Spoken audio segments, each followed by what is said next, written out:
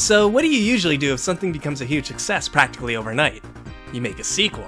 And then what happens when the sequel is just as successful as the original? You laugh your ass off all the way to the bank because, buddy, you got yourself a franchise.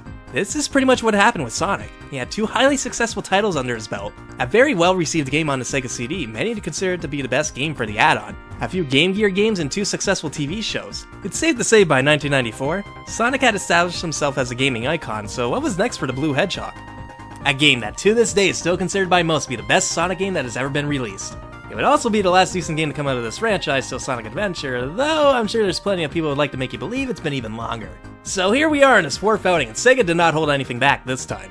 The levels are huger and made to feel even bigger since each active zone connects to each other, making it feel like it's one. Sonic gets the Insta-Shield and Tails can finally fly, as well as fly Sonic to places he couldn't reach.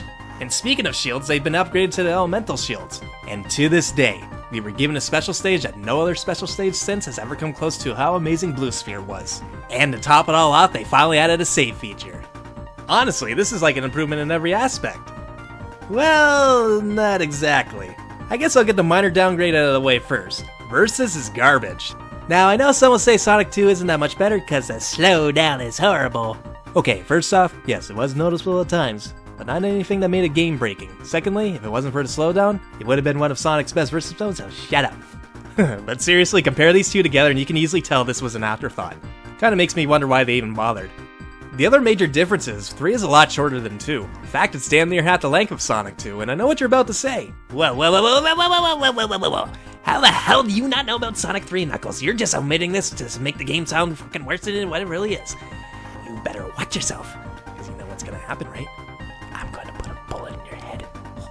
Whoa. Okay, now before you guys want to crucify me, keep in mind that I'm reviewing this with the mindset of a player in 1994. It's not like it was now where many of us had access to the internet to hear the latest gaming news. Nor was game updates, patches, or DLC even an idea back then. Whatever was on the cartridge is what we got. So I can only imagine what people were thinking when they first bought or rented this game and this is all they got. You see things like Knuckles who looked like he could have been playable, paths you couldn't take no matter how hard you tried. Hell, I'm sure there's some that couldn't figure out how to get past Carnival Night Act Zone 2, making the experience even shorter for some. Many of these things would have made the game feel incomplete, which, as we all now know, it was. It was only half of Sonic 3. But until Sonic and Knuckles came around, we didn't know that. Fuck, we thought that was it for Sonic 3. And first impressions can have a huge impact. Thankfully, that first impression was shattered when Sonic and Knuckles hit store shelves a few months later. There's a reason why anyone who knows about this will tell you that you're a fool if you play Sonic 3 by itself.